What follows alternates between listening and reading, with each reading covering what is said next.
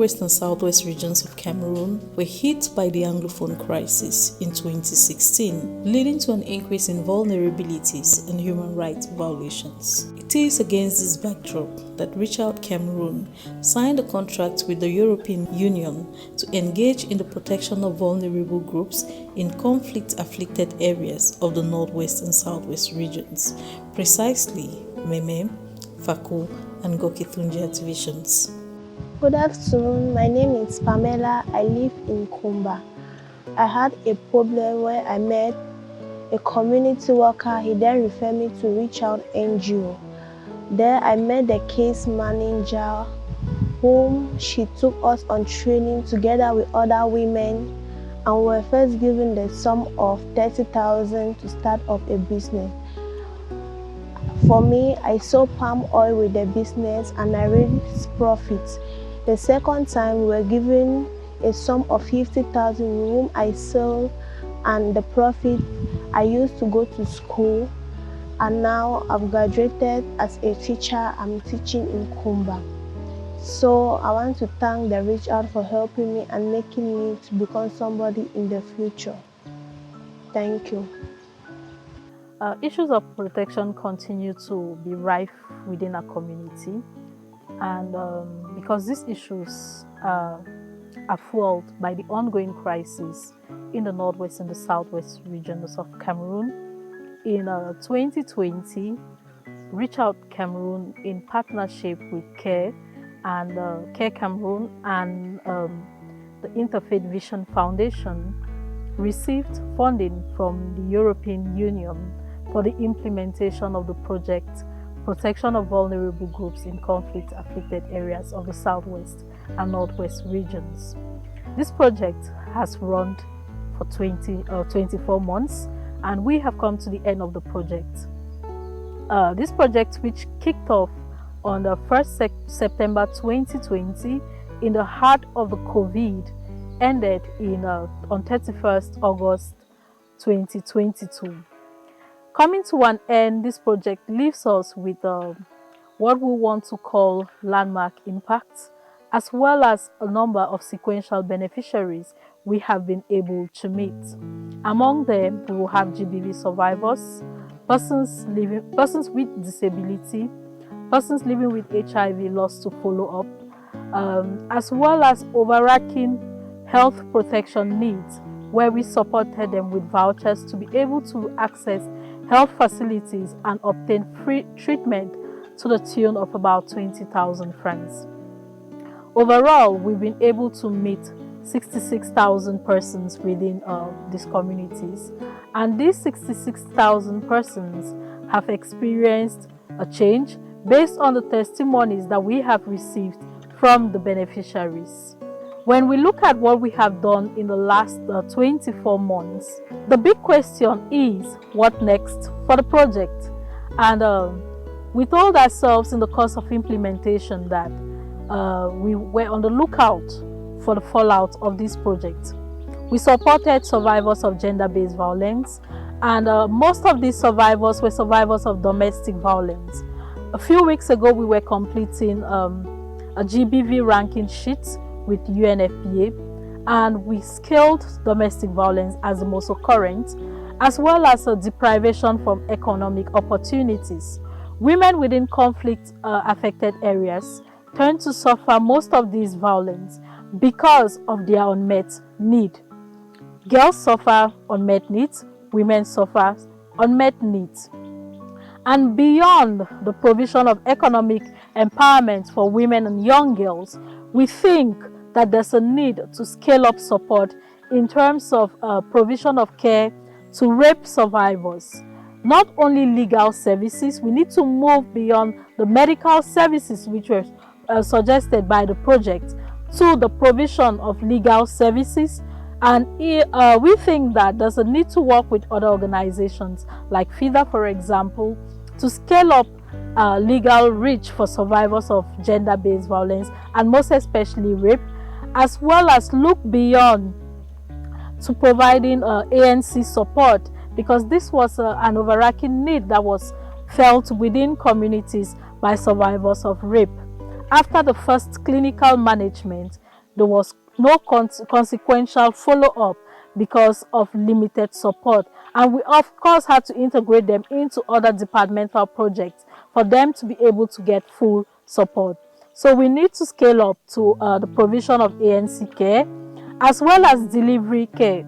And because we may want to think that we're no longer talking of an emergency, the needs for dignity kits no longer abound. While in communities, we still saw young girls using moss instead of sanitary pad. This reminds us that there's still an overarching need for girls to have their specific needs provided to them, and one of such is the need for dignity kits, the entire kit package. We also supported health facilities with PEP kits. Many persons living with HIV have had to relocate to neighboring communities, and while they were within these communities, they lost contact with their original treatment facilities. And because we are trying to relink them to treatment, we gave the health facilities support in terms of transportation for persons lost to follow up to be able to access treatment, while the PEP kits were being used for the survivors of rape. And in the case of humanitarian distributions, they equally do not have ready caregivers, or there are barriers, the absence of mobility aids and other barriers that impede their access to humanitarian services. So the project was two-faceted when it came to supporting persons with disability. We either gave them mobility aid for those who said they needed it, and for others, we provided them with small grants to start up small businesses so that they are able to self-sustain themselves as well as improve their livelihood. The project has come to an end now, and we're hoping in the days ahead that with linkage to other reach-out services, most especially the Safe House, which is a fallout of this project. We at the start of the EU project, we had a great need for protection, the safety need of survivors. And this is how the idea of opening or starting a safe space for survivors of gender-based violence came up. So this project, this new project, will continue the actions that had been started by the European Union. To this, I want to say again a big thank you to EU. I want to say a big thank you to our partners, Care Cameroon, as well as IFCAM, their support in the field, and CARE's technical support in training the health facilities and community health workers was essential for knowledge building. I am Boy Komedixin, Field Coordinator of the Project Protection of Vulnerable Groups in Conflict-Affected Regions of the Northwest and Southwest regions of Cameroon. In this project, we had principally the protection of women and young girls against gender-based violence, to protect minority groups such as persons living with HIV, to protect persons with disability and see their inclusion in decision-making in the communities, as well as promoting family planning. In this project, we went about sensitizing communities through community dialogues and household visits. A total of 66,557 persons were sensitized, and in this sensitization, 36,000 of them were gender-based violence-related topics. In these communities and community discussions, we came about community engagement in which women were more included in decision-making. In communities where there were absence of women traditional councils were created, and those who had traditional councils, women's authority were reinforced.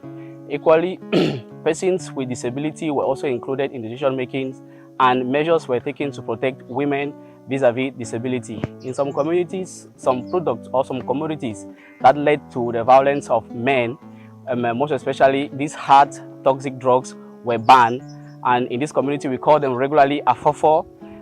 Some other communities put together measures in which punitive measures for men who perpetrated gender-based violence against women, and disabled persons were equally involved in decision-making. We equally carried out a training mainly for decision-making for disabled persons, in which we trained disabled persons on petty businesses so that the little grants they get, they could invest so as to become economically viable. Also, these disabled persons became ambassadors of this project, whereby they held little meetings encouraging disabled persons to let them know that disability is not inability. That disability does not mean that you should not do nothing for yourself, you should not do anything for yourself. And equally, gender-based violence issues, we encourage women to come up and to report any case of gender-based violence so that it can be addressed by communities. Also, the lost to follow-ups were encouraged to come to the treatment centers to reconnect and to continue their treatment so as to avoid complicated diseases as a result of a fallout from their drugs. And in these communities, some measures were taken during all community discussions, be it churches, be it meetings. A small part of it was reserved to educate the community on how to go about to sensitize their women, their children while at home. Also, in one of our communities, we thought of engaging the younger ones from the very small stages. That is why we took it to the community schools available in the various communities to teach these young people from their very tender ages to know that women have to be respected and that women too are supposed to be in decision-making positions. Good evening, everyone. I be all Grace. I come out Moyoka before I come I be IDP. I be get 4 pikin. I be lost my husband for the war, my 2 pikin. So I be take the other 2 around. I come for my little husband in Uncle place. So when I be calm, the direct way for reach out as I go there, meet us Sister Christy. So he be encourage me for me man know say not be the end of my life. So he be follow up now. They be give me 30,000 for take a start market. But before they I don't be do nothing. I be just there because I don't be get no front no back. So I take the 25, the 30 and I go buy one base in Mololo for 25,000. I take I start the toner. They start giving 10,000 every month, but I no be add them for my capital because I be use them buy chop 1/4 garri, 1/4 rice, other things for support too because my uncle, my husband brother were there for house. So it will get picking the way they get population there for house. So I turn the market today. I can get the capital of 180 for the fish. So I move the 80,000. Since I saw begin they go school, I pay fees. Then the other one be sick, pneumonia. The other one before he get fraction. So I be follow up for treaty for hospital. Then that way again pneumonia, I know we do well for school. So I begin to change put it for a good school where you don't pick up now, it will common entrance and first school. So one big December now they will give me 50,000. So I will look as an officer na only fish. So I will add that now I take I buy in Janga. Where I sell the fish, I sell the Janga. At least now I live now far while picking them. Thank you now. Okay. Now so my friend because I have the cry problem, it's never difficult for me. So my friend can take me now, introduce me for the reach out. We'll go there. They counsel me, they talk for me, they advise me, train me, then they tell me so what I do for life. I tell them say business. So they say they go help me with capital. They give me 30,000 from the beginning. I think I'll go start.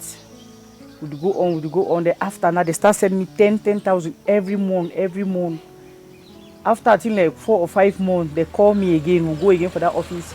We'll still go there, talk for we, advise we, counsel we.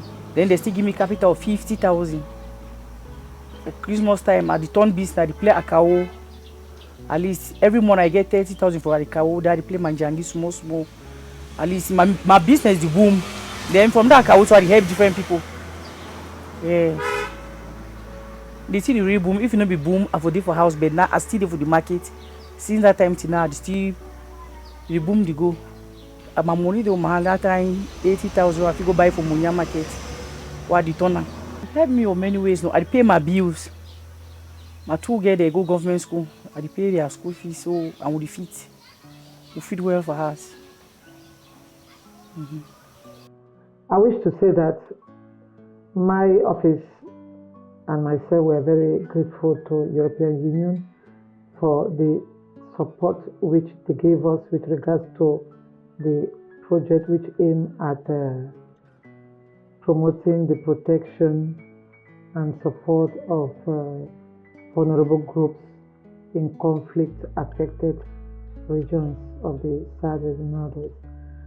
This project was very vital, especially given that we are very grateful to the European Union for supporting us in our community efforts to protect and support vulnerable groups in conflict-afflicted regions of the Southwest and Northwest in Cameroon. This project came in a period where we saw a rise in gender-based violence as a result of the ongoing crisis. So many cases of rape, witnessed, psychosocial trauma, physical assault, verbal assault, and many others. The conflict has unveiled so many forms of violence, and this prompted the action which we undertook in these two regions. We did this with health facilities, 20, and we had 40 community health workers who were empowered to deliver care, especially in the areas of referrals, and the health facilities were trained on clinical management. And we are happy because they never had this aspect before in the structures. Today they are expert in it thanks to this project.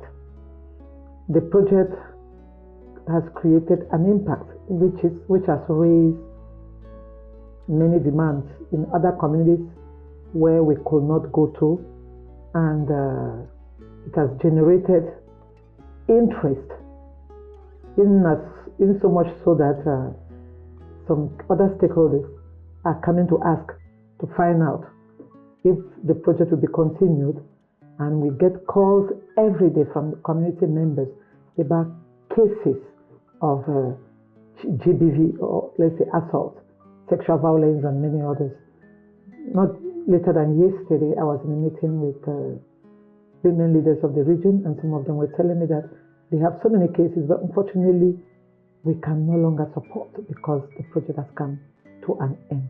So there is a real need on the field, and this project has just shown the vulnerability of communities, of administration, of civil society in times of war, where the means.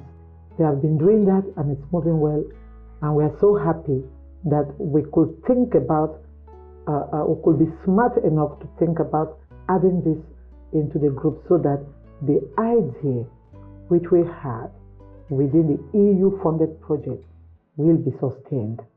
We equally did this with a newly funded project by the Canadian government, which is called the Peace Tables, which aims to promote women, peace and security agenda through peace and social cohesion in 4 regions, that is namely the Southwest, the Northwest, the Littoral, and the West region. Within that project, we integrated an aspect of GBV, where the survivors will have a safe space and they will have a holistic package to support them. So this goes to show that there is need, but the means are limited. And that's why we as civil society, we are trying to devise other means, strategies, coming up with innovative solutions in order to continue addressing the issue of gender-based violence.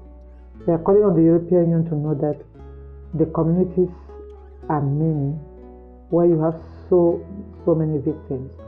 158 victims were attended. Some were raped, some were physically assaulted, some were morally, and so on. And there is need for the European Union to rethink their funding strategy and see if they can continue funding a project that aims to addressing GBV. But this time we want to think that it should not only be limited to economic empowerment.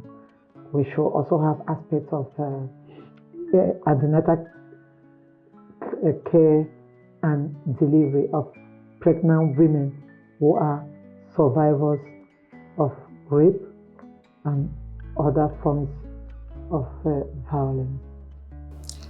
Good afternoon. You're welcome to the Mbonge Health District. I am Dr. Abia Wonso Albejanik. Today we are going to be talking about the EU project, how it has impacted the society here in Mbonge Health District in particular, and as well as at the level of the facility. Well, in the year 2021, we were contacted by the project management team for Reach Out, the humanitarian subrecipient here in Cameroon, and we were drilled on various practices and how we can be able to curb gender-based violence at the level of the community as well as at the level of the facility. Well, this has gone a long way to impact our society, especially in Mbonge, where I happen to reside. At this level, we have had positive impacts as well as lapses, but I want to first of all congratulate the partners for being able to sponsor this activity. We all are aware that we have had a very difficult situation, especially in Mbonge Health District, which is one of the most hit districts with respect to the Northwest and Southwest crisis. So we really thank the partners for being able to sponsor this activity.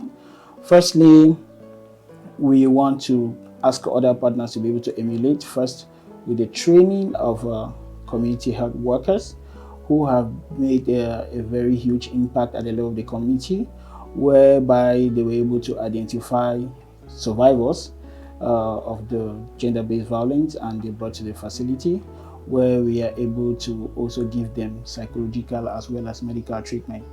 This has gone a long way to improve, but we also have lapses at that point, whereby some of the facilities that were involved in this project rendered some services which were far more than the vouchers that were accredited to these facilities and the cost they used there. Given that the population have had a very limited source of financing with respect to the ongoing crisis in the Northwest and the Southwest region. Also, at the level of the health facility, we were able to encounter some challenges with respect to healthcare services, where we all know that the crisis has come a long way to cause internal displacement as well as even the people of the health profession. So we have limited staffing. This has caused a lot of people to be able to do multitasking, and we were able to gain some grounds, but we need more funds to be able to keep these people at base, to be able to serve the population. With respect to the community in particular, we had community health workers, but we can say that Mbonge Health District is one of the biggest in terms of population and size, land size. So we would appreciate if the funders can be able to give us more community health workers, so much so that if a particular health area or a particular zone is being covered by a community health worker, or community health workers will actually be grateful.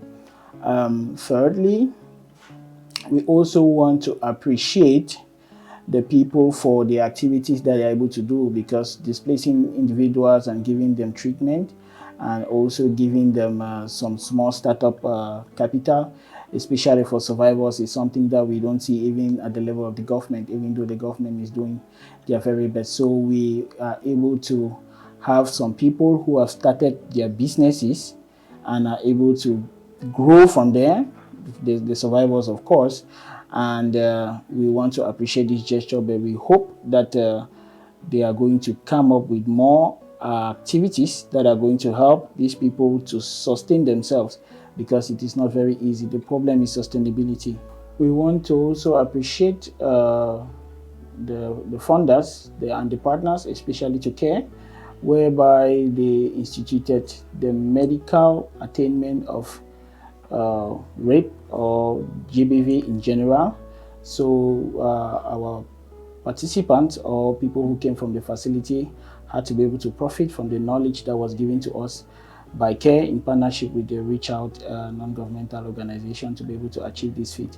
This has gone a long way to be able to help to manage and to curb these activities at the level of the community and at the level of the facility too. I'm called Adama Koenoneke, the General Supervisor, CMA Kuna. Yeah. With the coming of this program, we are very grateful. We, the community and the health district of Moyoka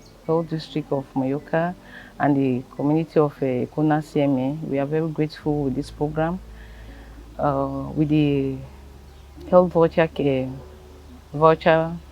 we are very, very grateful with the voucher because it has really helped the community, the population of Ekuna Health District area, and also the IDPs and those vulnerable group of people. Like at least it has helped them also, most of them, for them to come to the hospital. Some were still behind, they don't have the means to come to the hospital. This project has really helped them. At least the health voucher cover their treatment, like in family planning, like in ANC, deliveries, and even also the PEP kit that they have given us. It also helped the community too. But we still have the voucher. For me, is still really small. You cannot take you cannot cover like for the deliveries and the ANC.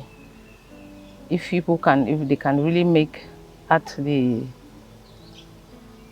that voucher to increase a bit, it will help. So we are really, really grateful for what they have. This project has really done to the community. Thank you. I'm called Kongo Christy Ayok. I'm one of the case managers for the Project Protection of Vulnerable Groups in Conflict-Affected Areas of the Northwest and Southwest, sponsored by European Union, with our implementing partners CARE, Cameroon, and IFCAM. And in this project, we're able to support GBV survivors, 150 in number, with psychosocial support and livelihood services. And we also referred other cases, such as rape, to health facility for clinical management. My name is Kengafa Gukeria, the Communications Officer of Reach Out Cameroon. We have been working with this project funded by the European Union since 2020, and it's been a new experience working with vulnerable groups who are from conflict-affected communities. And one of the ways that we have been able to make sure we meet the goals of this project is to ensure proper documentation of success stories from participants in the project. We know that we have been working with persons living with disabilities and also survivors of gender-based violence. So documenting their stories is not just like every other success story out there. There are principles and there are rules we have to follow to be sure that we don't disclose their identity. And apart from that, we also created a feedback mechanism through a communications helpline which we have in the organization, which we use to ensure that participants and community members can always share feedback, tell us about their challenges, about their worries, about how they are being influenced and the benefits they are getting from the project. We have also gone to the point of engaging in social media advocacy and activism. We understand that the project to protect vulnerable groups is not limited to the Northwest and Southwest regions of Cameroon. There are many vulnerable groups in different parts of the country, and getting the message to social media is one of the means through which we have sensitized the public and informed the public about activities we have been doing, about different steps of case management, and even the distribution of PEP kits which are used to help reduce rate of infections with rape victims. We have also sensitized on social media for people to understand why it is important to go to the nearest health facility and how they are going to benefit from the health vouchers. It has been a new experience for us, and we are able that because of funding from the European Union, we have learned new ways of communicating with survivors of gender-based violence without doing any harm. It's grateful and it's a pleasure that we have been working in this project, and we hope that more of these projects are going to come forth to inform other activities. Thank you very much. Richard has implemented so many projects in the past, but the European Union funded project has been quite unique in its approach of community empowerment. We've been able to adapt realities to communities that has led a lasting impact in each of those communities. And I'll take, for example, a community like Bakwasupe. We had real ground experiences where thanks to the project, thanks to the approach of involving communities in its implementation, we worked with women to get them into traditional councils, local village committees, and these are things which have not been happening before. We were successful in having, for example, women were now allowed to sit on the traditional council, and they were able to express themselves and give a clue to what they think will make an impact with regards to issues of gender-based violence. For example, they came up with the idea that if a man is found guilty of sexually abusing a woman, issues of rape, inappropriately touching a woman, you'll be fined a goat, a jar of palm wine. These are traditional and cultural things that have been working in the past in these regions, and the project was able to appropriate them in a way that is now being used as some kind of sanctions, and this has really been impactful. So the project has been able to turn our customs that have worked in the past for thousands of years, we've been able to appropriate them to the realities of today. And because we are using local customs that are well respected by the people of those communities, it is really working.